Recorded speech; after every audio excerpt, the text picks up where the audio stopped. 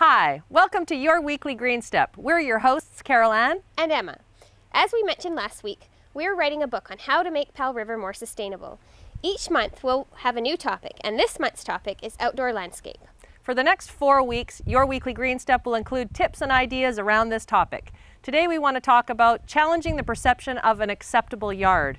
In other words, forget keeping up with the Joneses. Excuse me, what would you say is an acceptable yard? Oh, a nice green lawn with no weeds and no moss and lots of colorful flowers with some exotic leafy plants. Oh, and a nice concrete driveway. No. Keeping up the perfect lawn means burning gas in a lawnmower, which contributes CO2 to the atmosphere. Constant watering to keep it green, which is a phenomenal waste of good water. And using nasty, toxic pesticides to keep out the weeds. And you want your kids playing on that?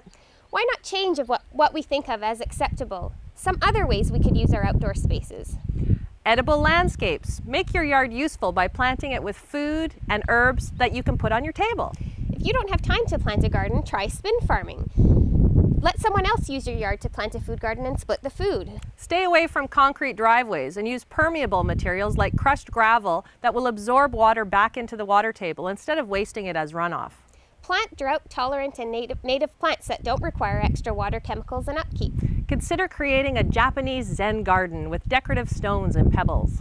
Plant wildflowers or grasses and let the corners of your yard turn into weedy corners, which will attract butterflies and wildlife. Let clover go wild and attract honeybees, which will go on to pollinate other plants and flowers in a natural cycle.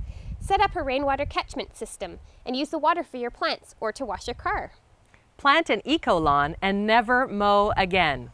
So now you're convinced, right? You're ready to make your yard more sustainable.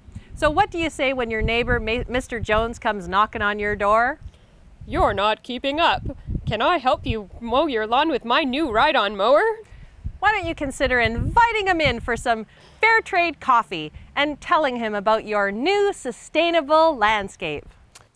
Don't forget to track what we're doing on our website, the Peak Online, and our monthly column in the Peak newspaper. Or get involved by visiting our blog, our Facebook page, come to some of our events and coffee houses, email us, or yes, follow us on Twitter. Oh, what's our random weekly Green Step challenge for the viewers this week? This week, why not try to avoid bringing home anything in plastic? Don't take any plastic bags, don't buy produce in plastic containers, and if it's excessively packaged in plastic, take the packaging off and just leave it at the store. They won't mind. That's your weekly Green Step. I'm Emma. And I'm Carol Ann. Bye for now.